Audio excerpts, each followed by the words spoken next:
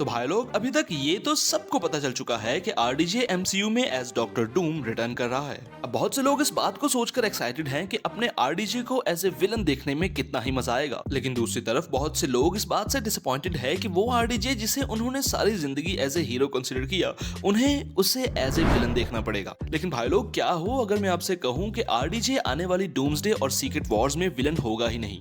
है ना कमाल की बात कि वो शख्स जो कि डॉक्टर डूम का रोल प्ले कर रहा है वो विलन क्यों नहीं होगा। क्या ऐसा तो नहीं कि डॉक्टर डूम को ही आने वाली मूवीज में हीरो बना दिया जाएगा। वेल आई नो ये सुनने में थोड़ा क्रिंची साउंड कर रहा है कि डॉक्टर डूम और एज ए हीरो, लेकिन आज की वीडियो का टॉपिक यही होगा और मेरे दिमाग में ये बात कहां से आई, आज की वीडियो में इसी बात पर चर्चा करेंगे। लेकिन वीडियो शुरू करने से पहले हेलो भाई लोग, मैं हूं नबील, बंदा हूं मनमौजी एंड वेलकम टू साइकोलॉजी। तो भाई लोग जब रूसो ब्रदर्स ने सैन डिएगो कॉमिक कॉन में आरडीजे को एज डॉक्टर डूम अनाउंस किया और जब आरडीजे ने अपना मास्क रिमूव किया तो उस वक्त उन्होंने मास्क रिमूव करते ही एक डायलॉग बोला और वो था New mask, same task. Different mask same task. तो भाई लोग इस बात में डिफरेंट मास्क की समझ तो आती है कि पहले आरडीजे एमसीयू में आयरन मैन का मास्क पहना करते थे और अब वो डॉक्टर डूम का मास्क पहनेंगे, लेकिन ये सेम टास्क का क्या मतलब है? क्योंकि पहले एमसीयू में उनका टास्क एक हीरोइक टास्क था जो कि था इस दुनिया को बचाना, लेकिन अगर ये टास्क सेम है तो क्या यही टास्क डॉक्टर डूम का भी होगा? यहाँ पर दो पॉसिबिलिटीज हो सकती हैं। पहली तो ये कि शायद डॉक्टर डूम अपनी एडवांस टेक्नोलॉजी का यूज करके आयरन मैन के साथ अपनी बॉडी को स्विच कर ले। इस तरह से टोनी स्टार्क यानी आयरन मैन की बॉडी में डॉक्टर डूम की कॉन्शियसनेस और डॉक्टर डूम की बॉडी में टोनी स्टार्क की कॉन्शियसनेस चली जाए।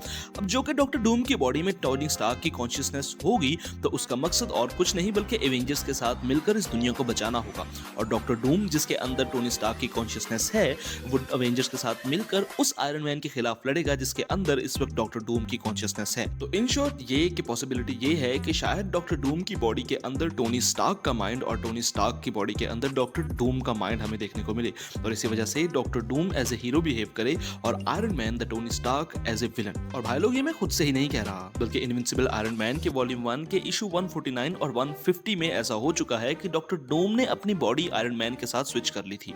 तो भाई लोग ये तो थी एक पॉसिबिलिटी। अब दूसरी पॉसिबिलिटी को समझने के लिए हमें सीक्रेट वॉर्स के प्लॉट को समझना होगा। तो भाई लोग सीक्रेट वॉर्स कॉमिक्स में इनकर्जन्स होने लगती हैं, यानी मल्टीवर्स की बहुत सारी अर्थ्स एक दूसरे से टकराकर एक दूसरे को तबाह करने लगती हैं, यहाँ तक कि कोई भी अर्थ नहीं बचती। तो भाई लोग हो सकता है कि ये जो सीक्रेट वॉर्स मूवी हमें एमसीयू में देखने को मिलेगी इसमें भी इनकर्जन स्टार्ट हो जाए। और जैसा कि हम जानते हैं कि अपने एमसीयू के अर्थ 616 का आरडीजे यानी टोनी स्टार्क अर्थ के इर्द गिर्द एक प्रोटेक्टेड आर्मर बनाना चाहता था जो कि अर्थ को आने वाले एलियंस के खतरों से प्रोटेक्ट कर सके। तो हो सकता है कि अपना आरडीजे का डॉक्टर डूम जिस टाइमलाइन या जिस यूनिवर्स से बिलोंग करता हो उस यूनिवर्स की अर्थ का टकराव यानी उसका इनकर्जन अपनी एमसीयू की सेक्रेड टाइमलाइन की अर्थ 616 से होने वाला हो, और वो अपनी अर्थ को बचाने के लिए अपनी अर्थ के इर्द गिर्द एक ऐसा आर्मर बनाना चाहता हो जो कि अर्थ 616 को तबाह कर देगा, और अपने सारे के सारे एवेंजर्स आरडीजे के डॉक्टर डूम को ये करने से रोकना चाहते हो।